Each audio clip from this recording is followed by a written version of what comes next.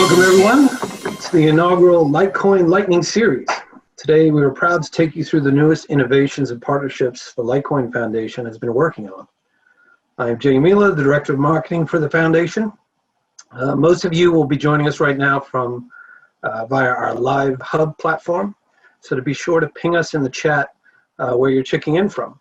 During the talks, please feel free to drop any questions you might have in the Q&A box at the bottom of the screen, and we will have time to field them at the end.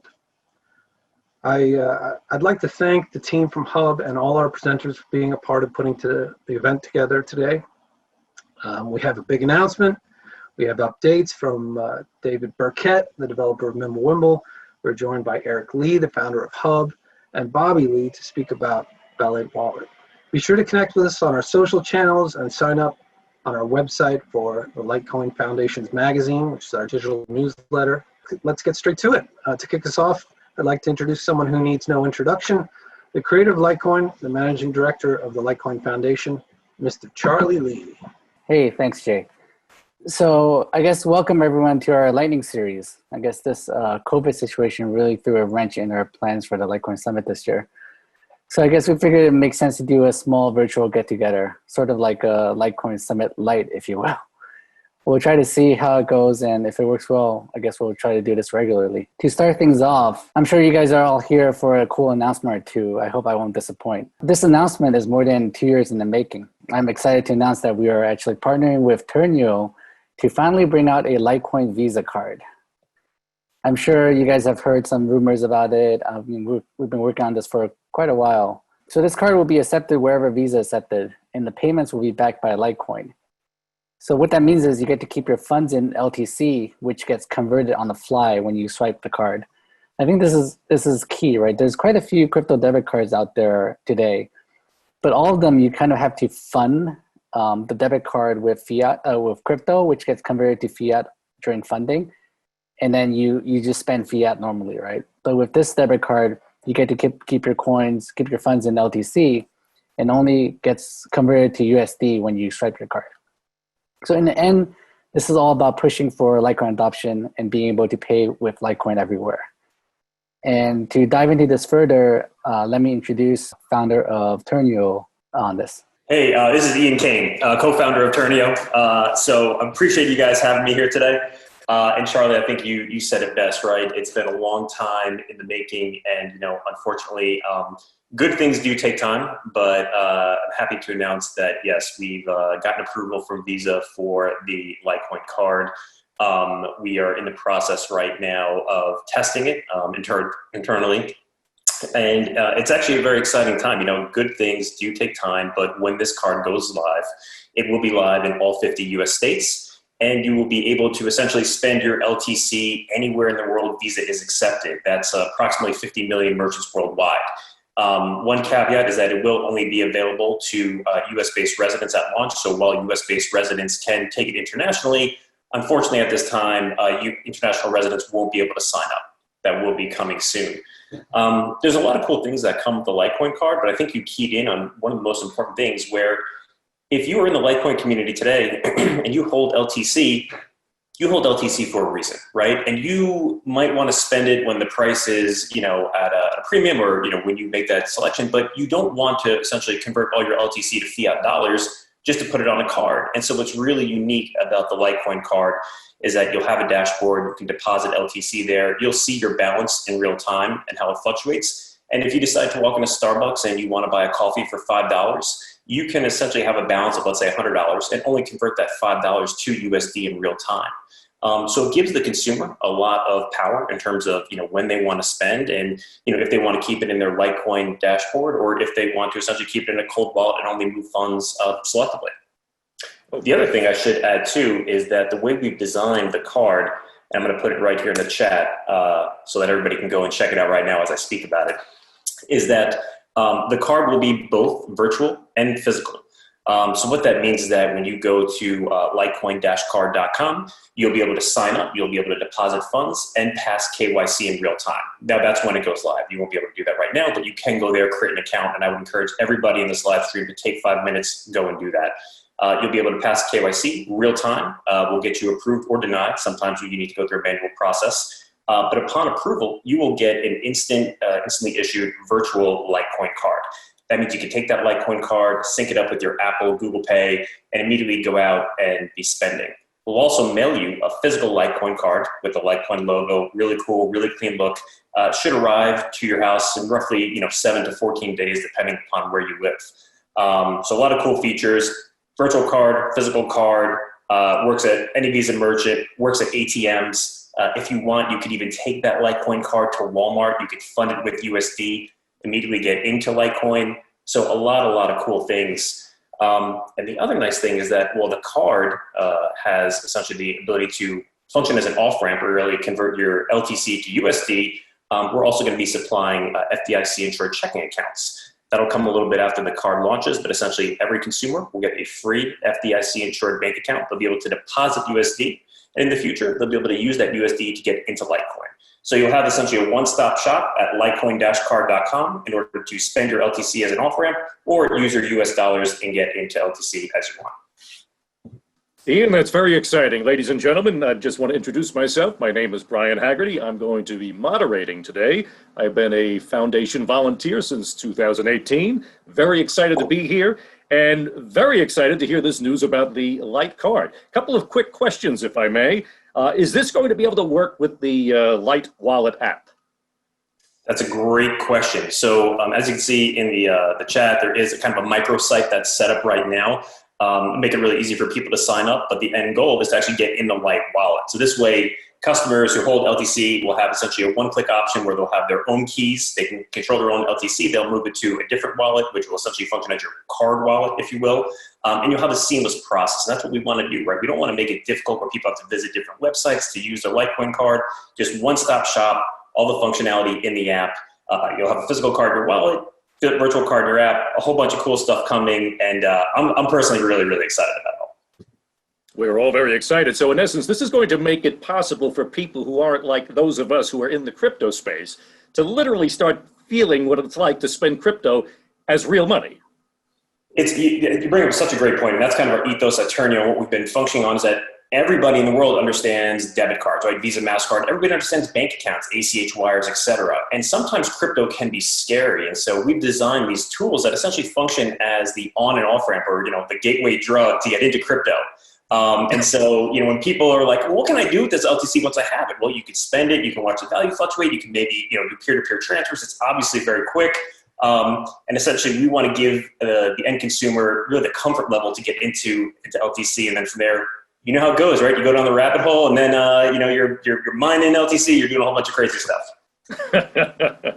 Now a question I'm sure that's on everybody's mind is, what are the fees? That's a good question. So the fees will be very similar to the fees that we currently have on Turnio's own Block Card.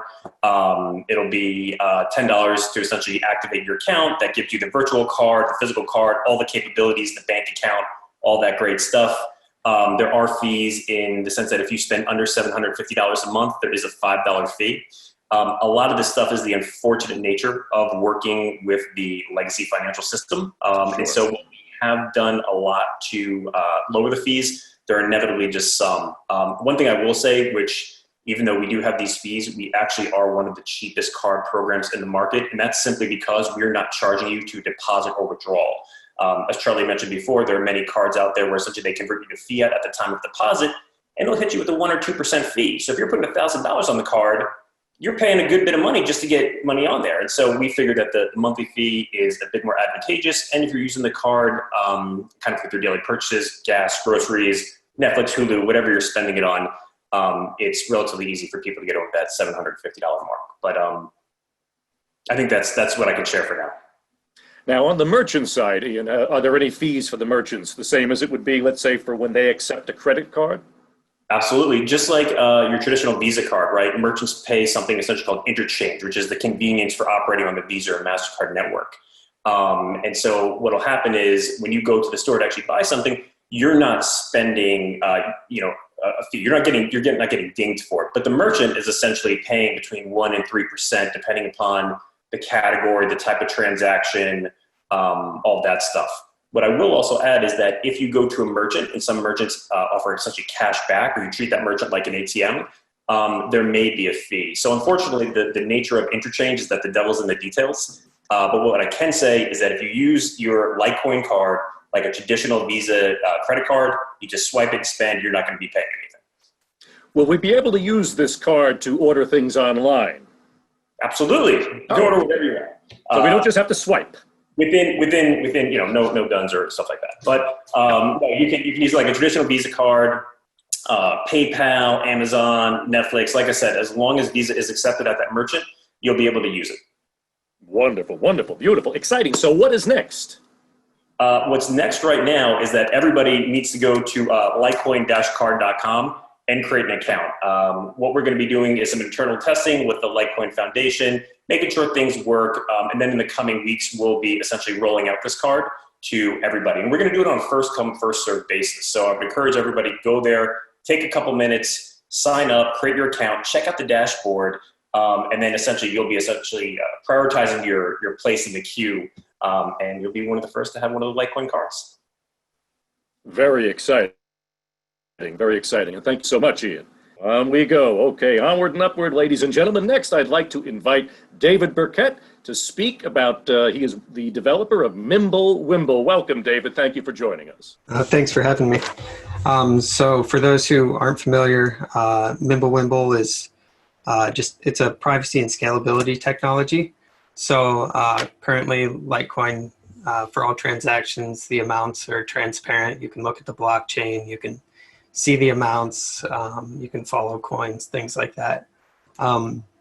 There's something created called confidential transactions, which uses some fancy crypto to hide the amounts in a way that you can still validate that the number of coins is correct, that no new coins are created. But it scales kind of terribly, and each transaction's huge, and it really bloats the chain. Well, Mimblewimble is, it uses confidential transactions, but in a way where you can delete old data. You don't actually have to go validate the entire history. You just need the unspent coins. You can, throw away all the spent coins. So it ends up scaling really well. It actually scales better than Bitcoin and Litecoin do today. It's, because you can delete all the old history or most of it. So we're doing an extension block, which is sort of like a side chain, except for it's trustless. So every node, every upgraded node will actually validate this sort of side chain, this extension block, and all the transactions in it. We started on that late last year. I give monthly updates on it. They're fairly detailed on the Litecoin Talk forums, so that's worth checking out if you want to dive in deep. But I can give a quick summary of where we're at so far. We've pretty much entirely focused on the node. That's the part that talks to other peers and to validates transactions and stuff. We haven't focused yet on the wallet. But we started by defining all the models, all the side chain will have like its own headers and transactions and stuff. So we defined how that will look, and we set up all the storage of that stuff and all the validation logic. And it uses something called Merkle mountain ranges instead of Merkle trees. So it's, kind of the way it stores and commits to transactions is quite a bit different. I won't dive into too many details here, but I do go over it pretty thoroughly in the forum on the update thread. And then, there's also, we also have a working mempool now. The mempool is like when you create a transaction, you broadcast it. Before it makes it to a block, every node kind of keeps it in their mempool, which is like unconfirmed transactions. It's really complicated how it prioritizes and ranks all that stuff, but I think we've got the Mimblewimble transactions working well with the existing mempool now. And then we're able to mine blocks now, which just consists, it's no change in proof of work or anything. It just consists of pulling in transactions, the Mimblewimble transactions from the mempool, putting them in an extension block. So the only thing remaining on the node, the only large thing remaining on the node is the peer-to-peer layer, which is the different nodes talking to each other, telling each other about new blocks, new transactions, and things like that. So I'm working through those messages now, the different messages it sends back and forth. There's also like the initial sync process, what we typically call an initial block download. It's a little bit more complicated with Mimblewimble because you don't start at block 1 and go download each individual block and validate as you go, since all that old data is deleted. You don't need any of that, all that history. So it has a completely different sync process, which we're wrapping up now. And then once that's done, sometime probably end of next month, we're looking at launching some kind of a test net. I don't know how broadly it'll be used. Maybe it'll just be internal. Maybe it'll be used by the public, but we don't really have a wallet yet. So it's going to be just like, I'll probably have some tool published so that we can create transactions and we can just kind of see what it will look like alongside normal Litecoin transactions, what it will look like to move coins from the main chain into the side chain, into the extension block, and to move them back. So I'm pretty excited to see how that works out next month. And then after that, we're going to move on to the wallet and see how easy we can make that. So, David, just a few questions. Very exciting again, as we say. What do you feel, when do you feel this will be available for general users, that it will be in full operation? That's really up to miners and users. It's a soft fork, so miners have to activate it. It doesn't require an upgrade by all nodes, although if it does activate, you should, to remain secure, you should upgrade. But old nodes will continue to work perfectly fine. But I think one thing we're looking at is upon code complete, which it should be code complete this year, probably very late this year, but this year. I think we might put like a 1-year activation in there. So if miners don't activate it before then, it will automatically activate after a year, unless users choose not, unless the community decides they don't want it, then, they have the option of not supporting the soft fork. But we're still kind of figuring it out. It really depends, not on us, but on the community itself. I think it's very important to point out to everyone that this is being developed in part by donations to the foundation. Mm-hmm. Perhaps we'd like to expand upon that a little more in case people don't know that and they'd like to participate. Yeah, it's not directly the foundation. There's a fund set up. I don't know, does anyone have the link for that? If you do, can you please put it in the chat there? But there's also a Litecoin Talk thread for the funding, but there's a fund set up for Litecoin or Bitcoin. Charlie's matching it, so any donations you make there, he'll match them, and then there's this set amount that is paid out to me to develop it each month. Yep. Okay. So any donations are appreciated. Thank you.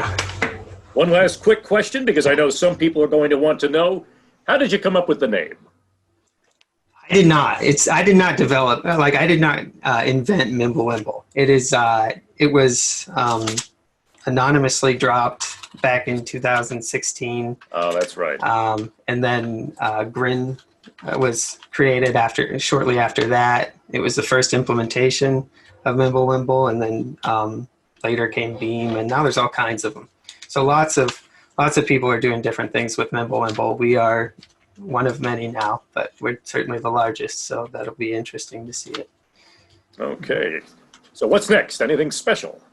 I think just the testnet is the big thing there, just seeing it all working and getting hopefully some community involvement with that. So, yeah.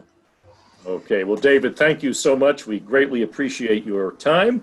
Yeah, thanks for having me. Thank you. And now we're going to move on, and I'd like to welcome Eric Lee and Craig Thornton.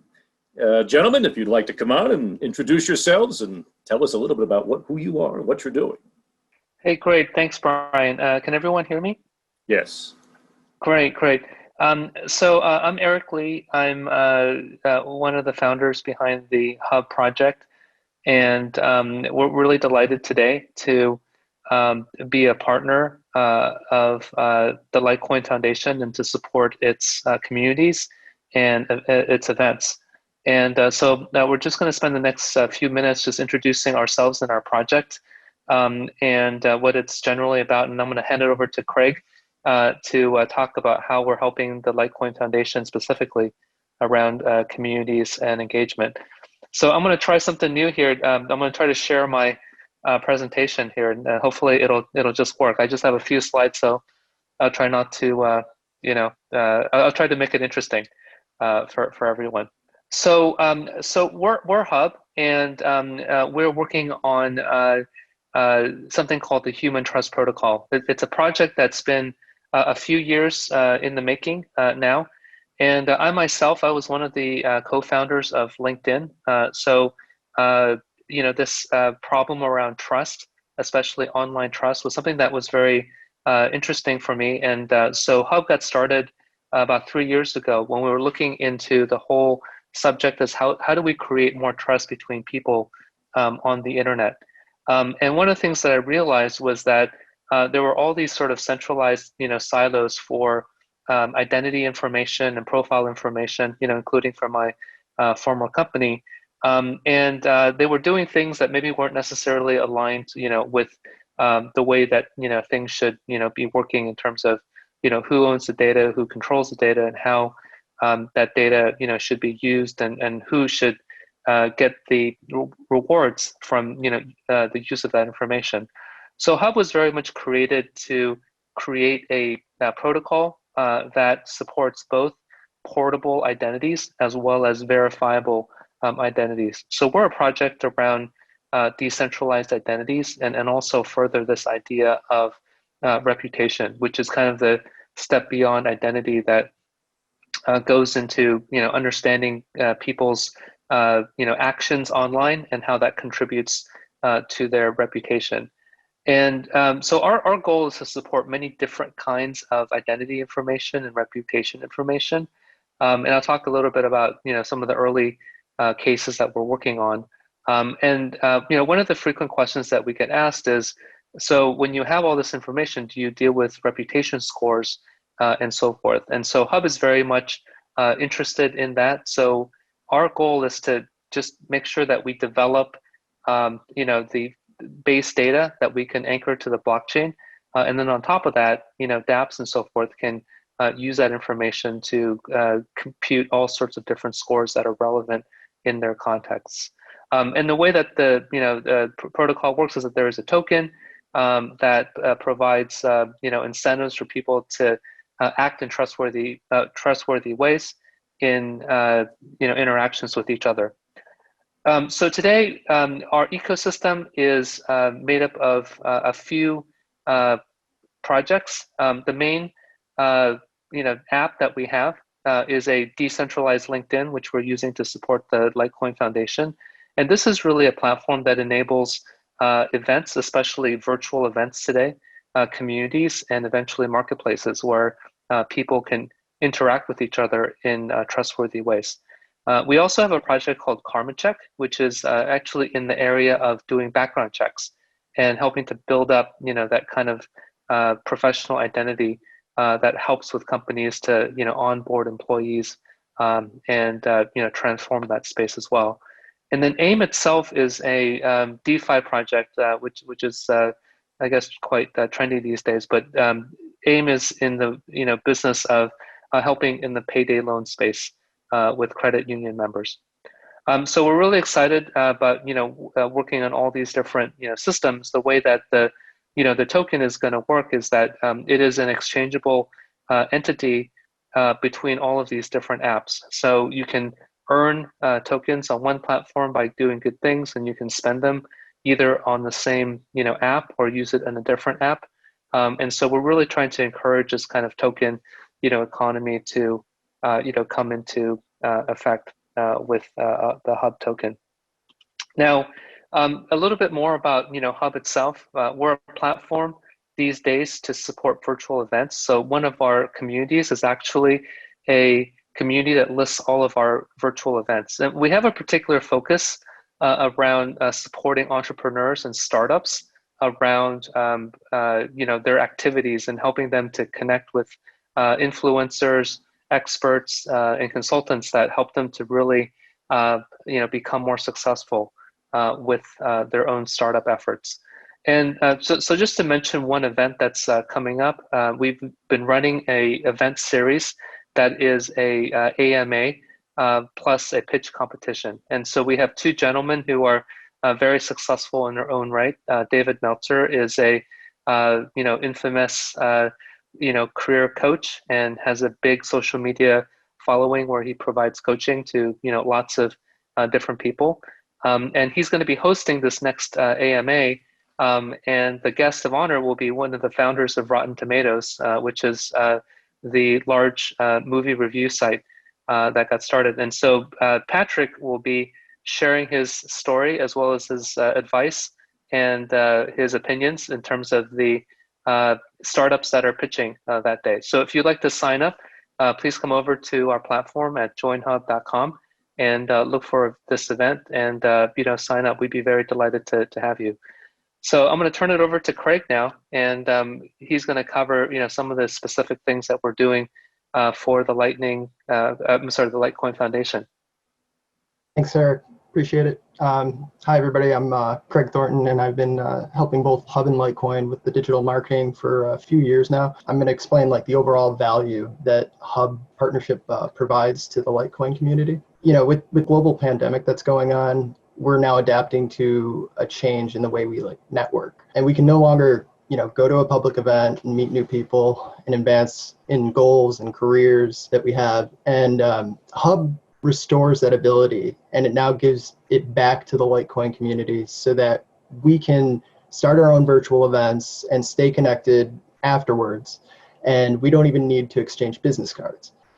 We can just message one another on the Hub platform and network together and see each other in a more professional light. We can learn the skills of the people of our community, learn how they can contribute to help us all grow, the Litecoin community and the ecosystem and whatnot. And so we encourage everybody to join the Litecoin Hub, which is one of the hubs on the joinhub.com platform. And we want you to engage with us and share your experiences, share your ideas, share your feedback in the feed.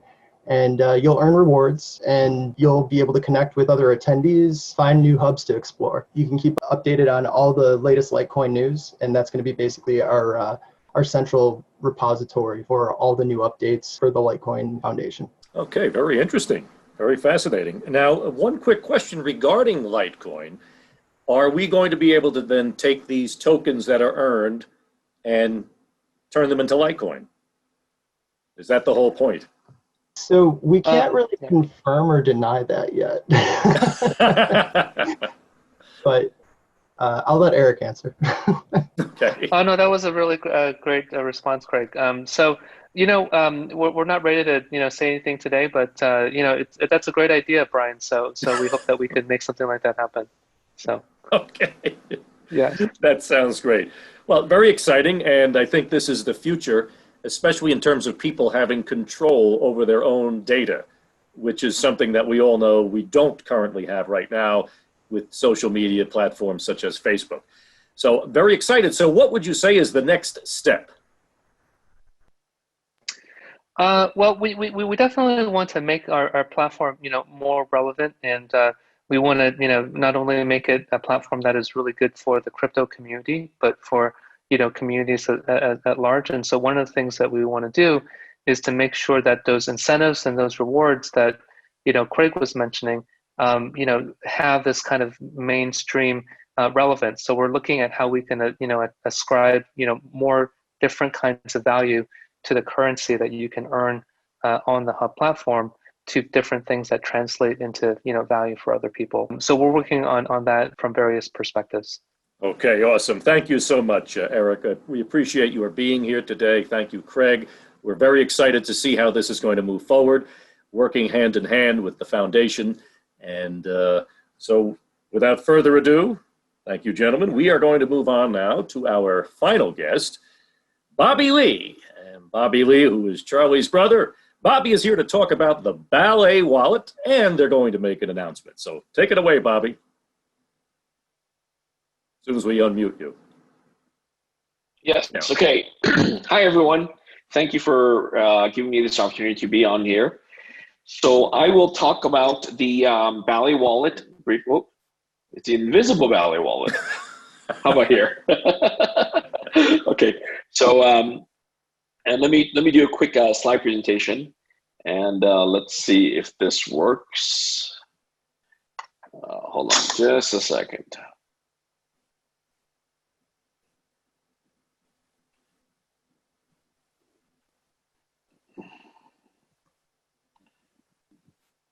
All right. Okay, do you guys see it? Yes. Okay, I think this is slide number 1. All right. So our mission is to make cryptocurrency. Hold on a second. Our mission is to make cryptocurrency accessible to everyone. Okay, so I just briefly my background. Why is it not working? Okay, so newcomers to cryptocurrency face 2 big obstacles. Number 1 is Bitcoin and cryptocurrency is hard to buy. And number 2 is that safekeeping is very complicated. We're talking about wallets and how to store it. So of course, we're going to try to solve this this issue here, safekeeping, how to store cryptocurrency in wallets. And my new startup is called Ballet, started last year. I got into Bitcoin in early 2011. Charlie was the one that actually introduced me to Bitcoin. Co-founded the first exchange in China called BTCC, previously known as BTC China. And through those 5 years, I started that in 2013 and I sold the company in 2018. Through those 5 years, I had firsthand experience with the difficulties of buying, using, and storing Bitcoin and cryptocurrency. I've met so many people over the years. And, of course, on this conference and this webinar, all of us are savvy cryptocurrency users. But if you think about the new people coming in, it's very difficult for them. So what's the best use case? I think that investing is certainly a great use case, which is why we need good wallets. Hardest problem is how to easily store cryptocurrency. Wallets traditionally, regardless if it's hardware wallets, web wallets, online software wallets, custodial wallets, they have different levels of security and different levels of degree of difficulty. So we want to create an easy solution for the newcomers, for the next 1 million, 10 million, 100 million, or even the next 1 billion users. So our mission is to make cryptocurrency accessible to everyone in a way that they can really hold on to their wallets easily. So let's talk briefly about this. How to make a great wallet for mass adoption, okay? And that's essentially what we're set out to do. And we want to make it simple and elegant as well. So what is Ballet aiming for? Okay, I truly feel this is, again, my second startup in this industry. It's been a great pleasure to have this opportunity to do another startup. And I think we set our goals very high. And I think we've done something quite amazing. So what are we really aiming to do? Okay, we're aiming to make a wallet that is easy and safe for anyone. And when I mean anyone of any age and any background. They don't have to be technical. They don't even have to have a college degree or PhD in computer science.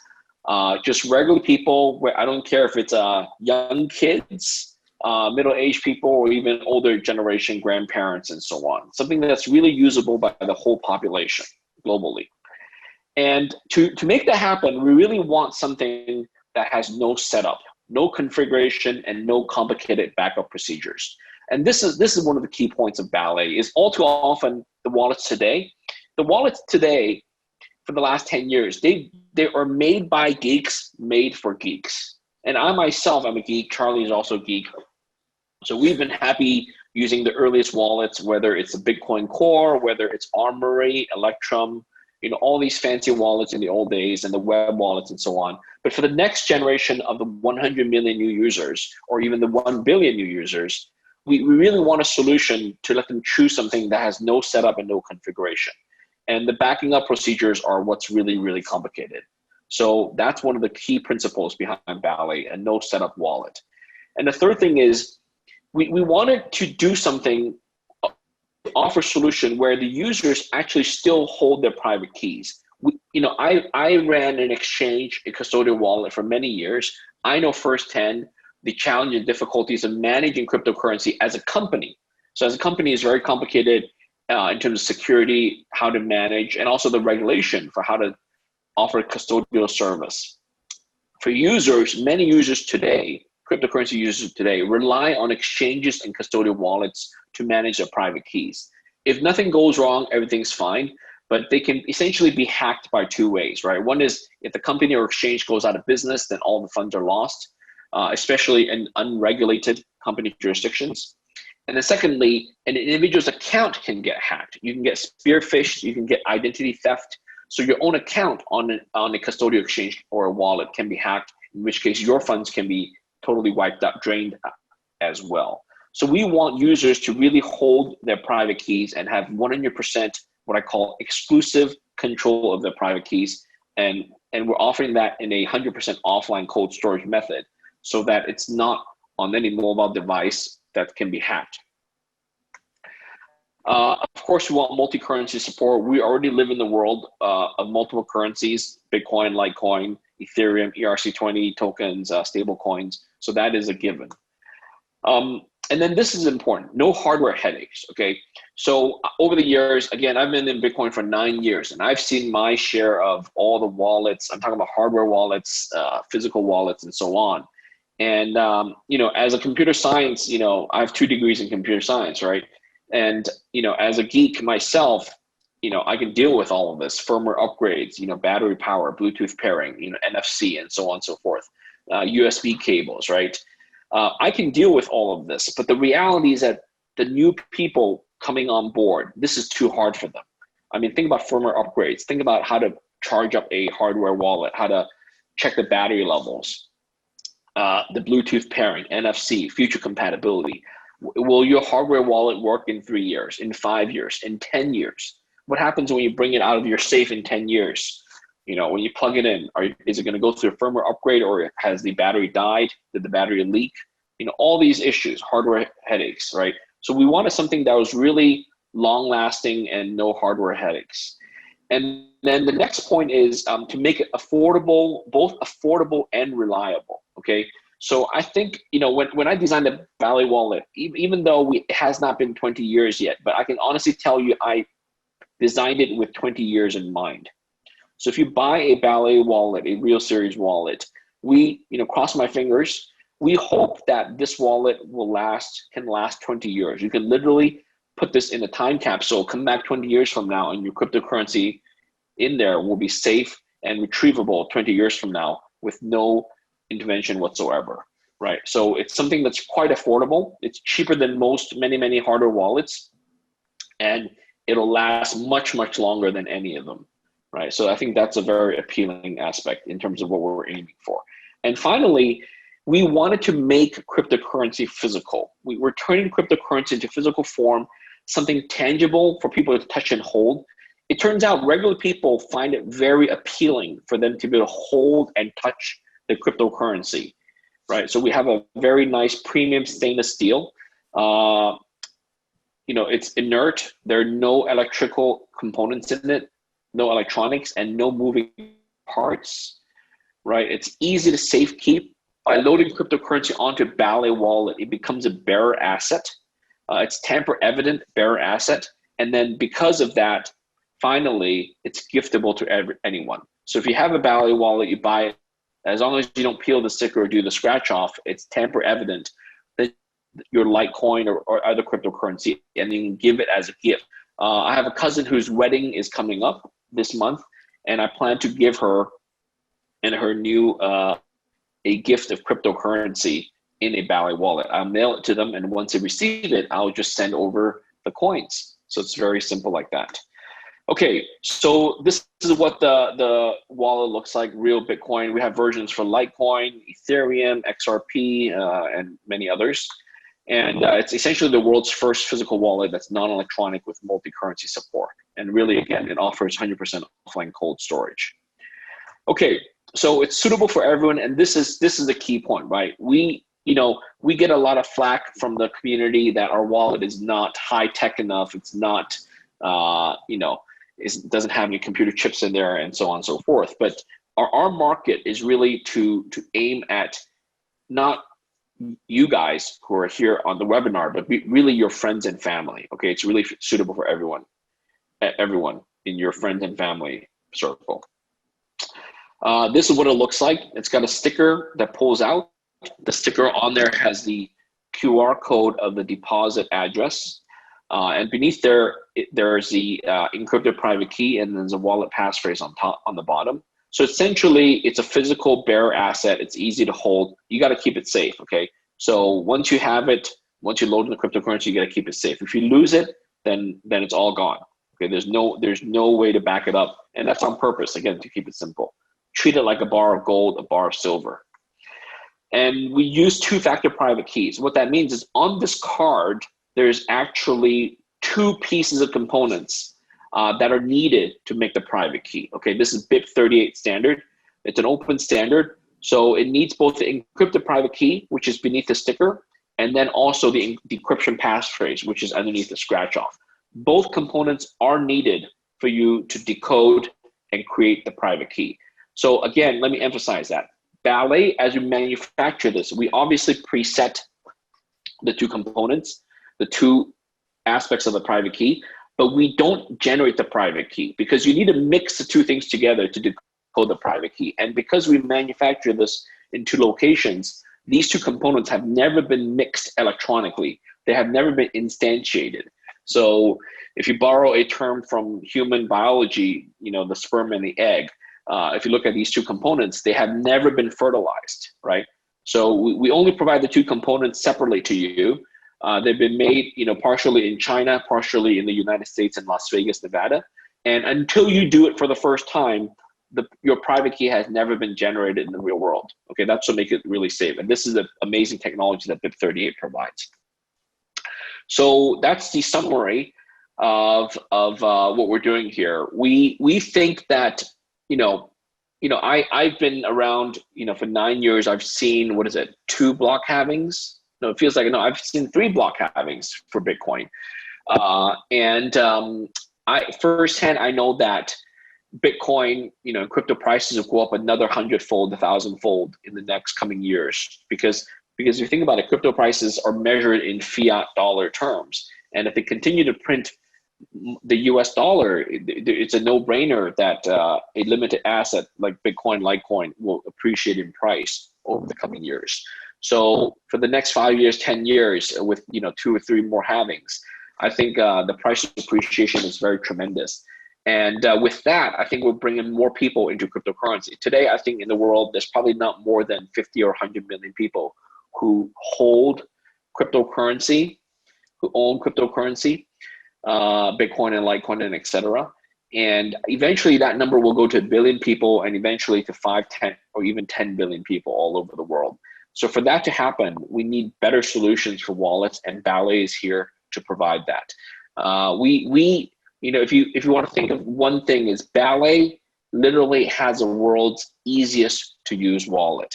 Okay, I'm a big fan of bringing cryptocurrency to all my friends and family and neighbors and people I meet in real life. And Ballet is a single best way for them to get exposure to cryptocurrency, for them to get started. And I'll be nothing but proud if they upgrade to the more sophisticated wallets, to use the more sophisticated exchanges. But how to get them in the door is to give them something that's really tangible and easy to use. Okay, so that's the end of my presentation. Charlie and I have an announcement to make. In the meantime, you can follow me on Twitter at Bobby C. Lee. I guess I'm still here live. So let me start the presentation for the next part, a new announcement, and then Charlie will finish up. So we're here to announce that the Litecoin Foundation has commissioned us to make, oops, did I misspell Litecoin? Oh, how funny. I misspelled Litecoin here. Did not get enough sleep last night. I wonder who saw it. Okay, so this is the Litecoin block. And of course, you spell LITE coin. So the misspelling is just on my slide, not on the block itself. Okay, this is actually it's a new product we made just for the Litecoin Foundation. It's fully newly mined Litecoin block in it, and it's made of pure silver. By Charlie's request, we made this in pure silver, 50 grams of pure silver. It's the size of a credit card, the thickness of a credit card, really hefty design. It's 999 pure silver. And this is the packaging. So we have the nice blue box. And on the front, we have, of course, a logo and so on the back. We expose the QR code. And this is a sample QR code, by the way. So this is not the real one. We expose a QR code so that you can scan it, use our Ballet crypto mobile app and check the value of it. And each one, Litecoin Foundation has a plan to have a full Litecoin block mined into each one of these. And here is the look of it. Let me see if I can get this. Whoops. No, here we go. I'm gonna play a video here. See if it works. See how shiny it is? This is in our factory. It's pure silver mirror finish on the front. I hope you guys saw that animation. And then the back, let me play that. The black, you'll notice in the memo field, there's a block number and a reward. So we will laser etch the actual Litecoin block number there and how many Litecoins reward. I think it's 12.5 and change. So that's what it looks like. And this is the packaging. So I think that's a conclusion of my presentation. Well, that was. And yeah, so other than that typo with Litecoin, I think everything went okay, right? Okay, so let me add to that. Jump in. Yeah, so yeah, I'm extremely excited about this project. So ever since Bobby announced, I don't know if you guys know the Ballet Bitcoin block, I've wanted him for him to also do the Litecoin block. So the Bitcoin block has 6.25 Bitcoins on it. And so that's not very affordable for most people, but the Litecoin block being 12.5 LTC is a much more accessible product. So we spent months brainstorming this product and finally ended up with this design. And like Bobby said, I was adamant about making a silver product because, I mean, Litecoin is silver to Bitcoin's gold, right? So this wallet is made with 50 grams of fine silver, and the silver content itself is worth almost $50 today. So Ballet made these cards using their two-factor key generation process, and we actually partnered with Litecoin Pool to mine fresh block rewards to each of these cards. So each block has 12.5 LTC plus whatever fees is in that block. And actually, these are being mined as we speak. There's about 100 of these cards. Actually, we're making 300 cards, and about 100 or so have already been mined. And Litecoin Pool, whenever it finds a block now, it's mining it straight to one of these cards. It'll take about another week to have the rest mined. And once that's done, we will be able to ship these out. So we're actually opening this up for pre-order today. So if you visit ltcblock.com right now, it will link to a bitcointalk.org thread that would tell you how you can actually buy them. We're pricing this at 18 Litecoin, and all proceeds will go towards the Litecoin Foundation to further our mission to push for Litecoin adoption and work on Litecoin development. Oh yeah, and one other thing is, after the coins, the blocks are mined, we're gonna send the cards back to Ballet for them to laser on the block number and the block reward onto the card. So on the card, on the back of the card, it will show exactly which block was mined to that card and how many Litecoins is actually on the card. Just like any other Ballet wallet, you can, if you feel like it, you can add more Litecoins to it, and you can even spend Litecoins from it by peeling the QR code. But I'm guessing most people won't do that because this is a really cool collectible and it's pretty. So again, check it out by visiting ltcblock.com. Bobby, do you have anything else to add? Yeah, so you know, just to talk about the trust factor. Last week we were very proud, or 2 weeks ago, we were very proud to announce that overall, all of the Ballet wallets globally have accumulated over 21 million worth of cryptocurrency on them. So with more Litecoin blocks, I think just the overall global trust in Ballet will increase over time. So thank you, all of you, for the opportunity to present the Litecoin block to this community. Thanks, Bobby. Guys, this is exciting news. It just keeps getting better and better. So we're going to move on to questions and answers. We have 4 questions here that were chosen. And I guess anybody jump in, but I'm sure mostly Charlie. These are 4. First question, have we seen a lot of new adoption of Litecoin recently? Adoption is always hard to calculate, but I mean, we're seeing more and more usage of the Litecoin network. There's definitely an uptick in transaction volume. Actually, David, our project director, has done quite a bit of research into looking at these stats. Maybe he can chime in a bit. David, are you here? Yeah. Thank you, Charlie. Yeah, so just going off of stats from different sites as BitInfo charts, Blockchair, and Glassnode. There was a bit of a decrease, obviously, that occurred in March when all the markets pretty much tanked. That was a low point within the last probably 18 months for everything. But there has been a growing amount in the hash rate. There's been a growing amount in the amount of Litecoin that's sent and received every day.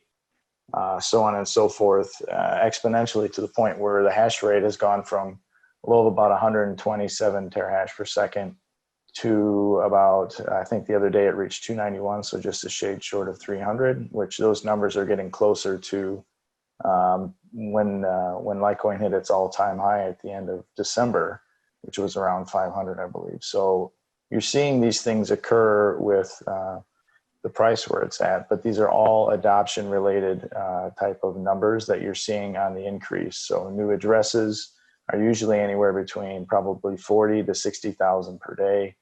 We've gone over 56 million, real close to 57 million total Litecoin addresses. So those are just a few of the things, but none of the numbers are actually going down. They're all rising at this point. So it's actually fun tweeting about them when they're like that. Okay, thank you, David. The next question is, we were all very excited to hear about a deal with Atari. Can you bring us up to date on the latest with that deal? Is that for Charlie or for someone else? Whomever, I David, guess, Charlie. David, feel free to answer this one also. Yeah, sure. So we're still working with Atari. There's some things that need to happen on their end for accepting Litecoin. They're looking at different options as we speak as to how that will happen, because we have, as many of you might know, there's the prepay. If you pay in Litecoin for the Atari VCS, which is coming out, the new gaming console, if you pay with Litecoin, there will be a deduction in price with that, and they're trying to create a bundle right now for those that do purchase it.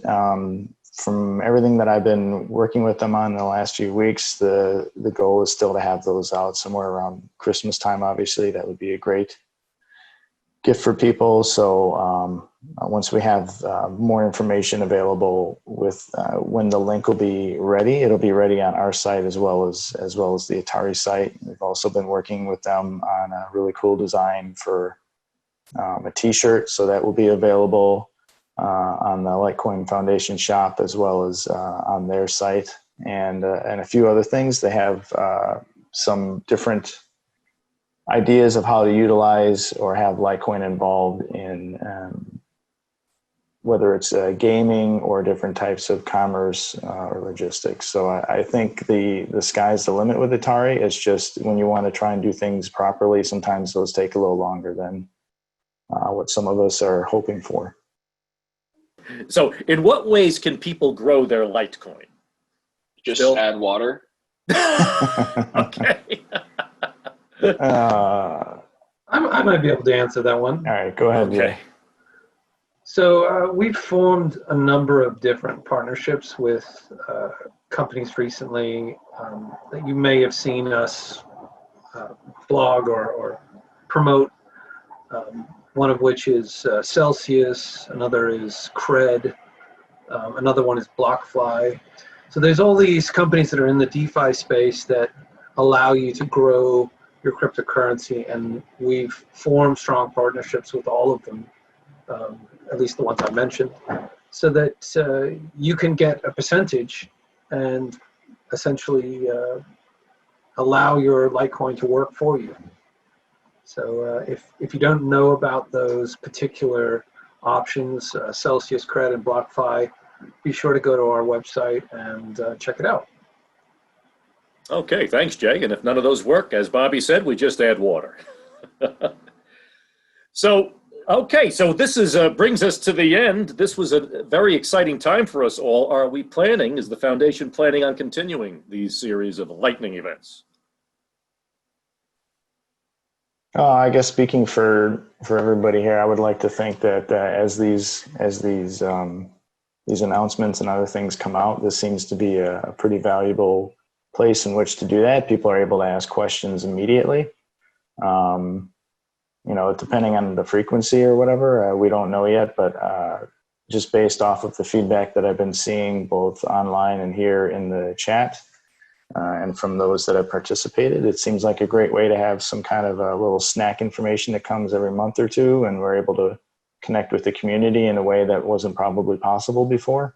So I see a lot of benefits to keeping it moving. I agree. And thank you all for joining us today and taking your time out of your schedule. We know you're all very busy, and we appreciate your coming on here to share all this great information with us. And also a big thank you to everybody who has tuned in both now live and who will be watching this recorded. See you soon.